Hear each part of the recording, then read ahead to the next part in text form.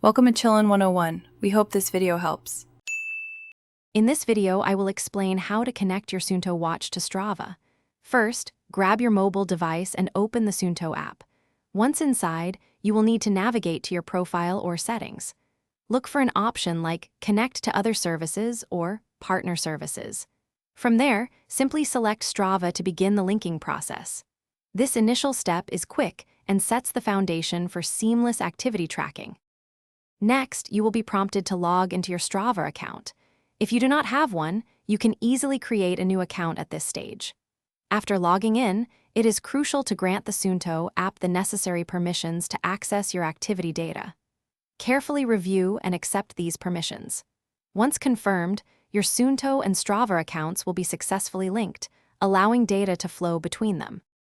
Now that your accounts are connected, all your new workouts will automatically transfer to Strava after they sync with your Suunto app. For any past activities you wish to share, you will need to manually export them. Open each activity in the Suunto app, select the export option, and choose the FIT file format. Then, simply upload these FIT files directly to the Strava website for a complete record.